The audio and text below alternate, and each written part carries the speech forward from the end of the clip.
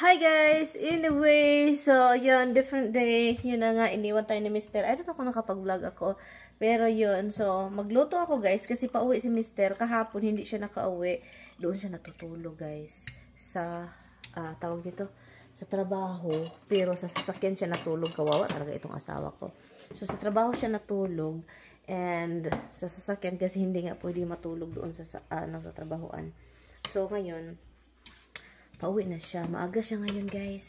And, ang nangyari dito, sabi ko sarili ko, magluto ako ng maaga kasi si Mr. Maaga siyang uwi. Nag-drive na nga yun eh.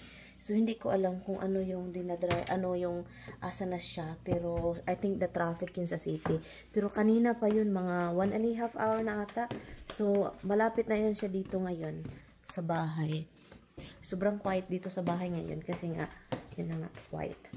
Ang lulutuin ko naman yung yung prime rib na niluto ko guys. Pero hindi na ni Mr. Sabi niya, ay this is na a prime rib. Sabi niya, ano daw yun, yung roast daw ito ba? No? So, yung parang pang beef stew ba? Ikakat mo siya. So, sabi ko sarili ko, ay, kaya pala matigas. Kaya pala matigas dahil sa itong mga alaga ko talaga. They act like they are starving. Pero hindi kinakain yung mga binibigay ko. Tignan nyo. Oh, di ba? Hindi kinakain yung mga bigay ko. Magtataka talaga ako sa mga alaga ko, mga loves. Sa pusa. Spoiled kasi sila ng ama nila, mga loves. Sobrang spoiled sa ama nila. So, kaya ganyan yung mga reaksyon nila sa pagkain. Gusto nila, yung pagkain na kinakain nila is yung kinakain din namin ni Tami sa table. Yun yung gusto nilang kainin. Sobra nilang picky. So, kaya nahihirapan kami pakainin. Naglaba din ako. Magpunta pa ako sa basement. Kailangan kong linisin yung ng pusa. Diba? Ang dami kong ganun. Pero unahin ko muna itong lulutuin ko kasi pwede naman ito pabayaan ko mamaya kasi gusto kong sobrang lutong-luto yung ating tawag nun. Ating beef.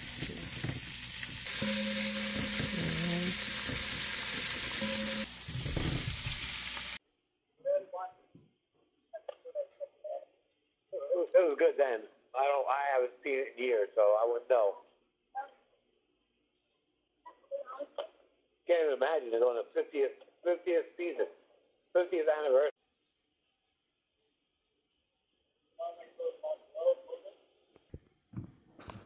You know, I like Johnny Carson, but that's way before your time. Johnny Carson, that's way before your time. He was like the original. Meron akong pinapost po na nito, yung trabaho ni Tami. Yung trabaho ni Tami na kasi ang daming nagtatanong, 'di ba, sa Facebook, daming nagtanong.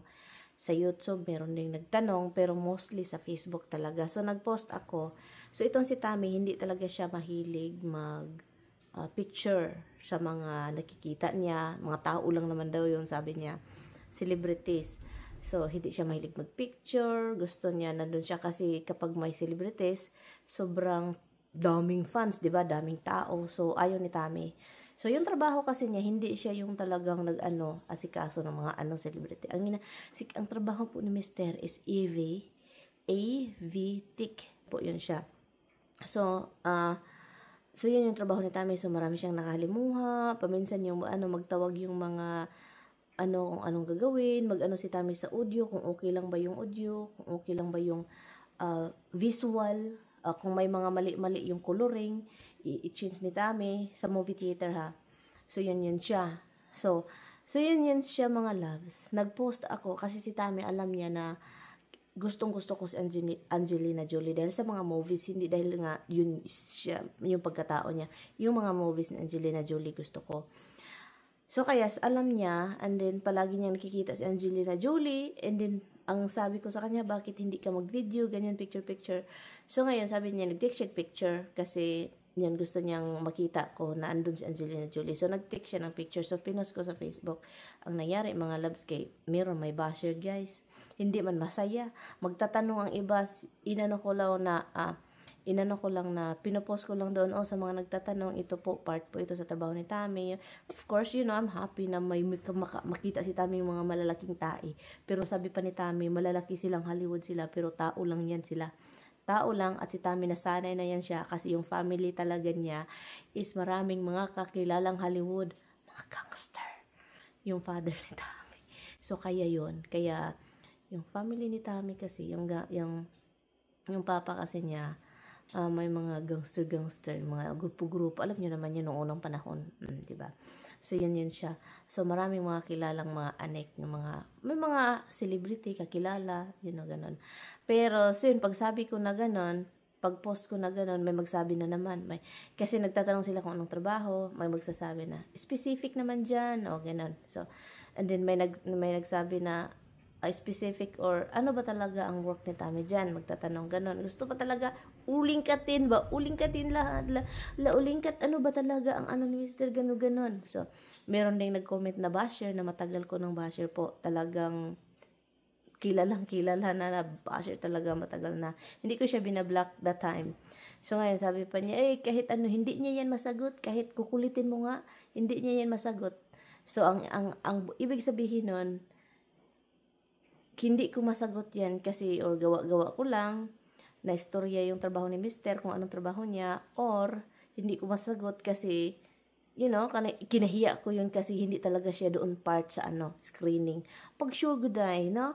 So sabi ko, sa tagal-tagal mo ng basher, no, hindi ka napapagod. Hindi talaga siya napapagod, guys. So sabi ko, ako na lang yung mag-adjust. Kung ayaw mo talaga sa akin, i-block kita. So sabi ko, binablock ko siya.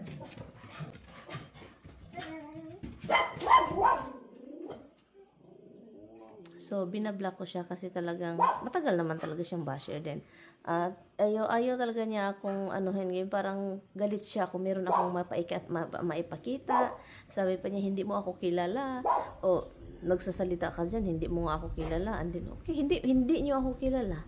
Hindi ko din kayo kilala. Okay, so ako na yung mag-adjust para walang masakit sa dibdib mo kung anong nakikita sa page ko. I-block na kita, day. Kasi para namang masaya ka sa buhay. Kasi every time mag-post ako, day, galit na galit ka, day. Meron ka masasabi talaga, day. So, ngayon, block ka na. So, yun, sana hindi ka nag-lock pa ng account. Mga ganyan ba, yung mga basher na talagang focus sa pagbabash, okay? Ito yung kinuha ko na na bulaklak. Yung dahon, yung sanga doon sa kahoy namin na hindi ko alam sa amin ba or sa kapitbahay. Alam na this. Matagal na kasi siyang basher, mga loves, at hindi talaga siya maka-move on.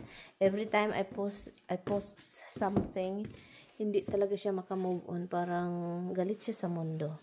Alam nyo ba na mga Pilipino lang din ang mahilig mang-down sa ibang Pilipino?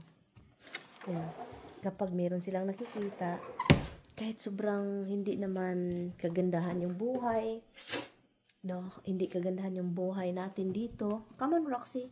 Eat. Come on. Eat your din. Come on. Oh, Misty, where are you? Come on, monkey. Okay, Roxy, finish your din.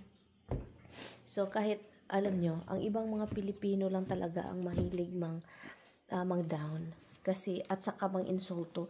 Nakakasad kasi, nung nagtrabaho ako doon sa Westchester area, alam nyo, at hanggang ngayon meron pa rin akong naririnig meron akong naririnig ng mga istorya kasi nararasan ko po ito at isang caregiver yung mag-alaga ng maedad na ganun kasi naranasan ko yan, trabaho ko yan doon sa Westchester area, doon ako nagtrabaho. Walang agency, siya, through kaibigan lang, yung pasa-pasa, yung gano'n, meron dito, gano'n, ikaw muna dito, kasi wala, gano'n. May mga Pilipino talaga, na talagang tanungin ka anong trabaho mo, o gano'n. Tanungin ka talaga, mga loves, lalo na kapag nakikita mo sila bago mo silang kakilala, anong trabaho mo, of course, sabihin mo na gano'n. Kasi marangal naman yan nga trabaho, mga loves, hindi yaman ng pagnanakaw, marangal po yan. And then, yun, meron kang maririnig, tagahugas ng puwet, gano'n. Alam nyo guys, hanggang ngayon, gano'n pa rin. That was 2009, nangyari yun sa akin, 2009 guys. Nangyari, 2009 at saka 2010 ata, yun. matagal na, 'di ba? So mayroong mga ganyang mga Pilipino na mag-down sa iyo kasi yun lang yung trabaho mo, and then wala pa akong certificate, so mas lalo akong dinadown kasi that time pwede naman walang certificate basta kay may kakilala ka lang at mapagkatiwalaan yon. And then yun, nagkuha ako ng certificate, kumuha ako guys, nag-study ako, kumuha ako ng certificate for a month, HHA, kumuha ako talaga kasi maraming mga ganun ba na yung parang, ay, wala man yung mga ganyan, mga, ano yan, marumi, tagahugas ng puwet, ganon. Alam nyo, 2024 na, 2023, 2024, malapit na tayong mag-2025, ganon pa rin ang mentality ng mga ibang Pinay dito. Ang mga lalaki, hindi ganon. Ang mga Filipino, may mga Filipino talaga din na hindi bading, pero bading ang bibig. Merong ganyan dito din. Pero mostly mga babae talaga na mga Pilipino din na magsasabi na tagahugas lang niya ng puwet, ganon, o diba? Hanggang ngayon guys, meron pa palang ganon. So mangda-down sa sarili sa kapwa nating Pinoy. Yung ganyang trabaho, legal, hindi nagnanakaw, hindi madumi, pero sabi nila madumi yan, puwet, ganon, puwet, tagahugas ng puwet, kita, basta hugaw daw, madumi daw. Pero alam nyo, most of this job, it's private, malaki ang kitaan. Alam ko yan, malaki ang kitaan. Ngayon, alam ko na malaki talaga ang kitaan. Hanggang ngayon, ang ibang mga Pilipino is mahilig pa rin mangganon ng kapwa Pinoy. Hindi pa rin yan nawawala. Hanggang ngayon, dugo na talaga yan, nakalutay-tay sa ating katawan. Nakalutay-tay sa ating katawan. So, yun lang. At, ang hirap din ng buhay, no? Kasi, kahit saan kadalhin, ang Pinoy lang talaga ang i-down kat mahilig manglait sa kapwa.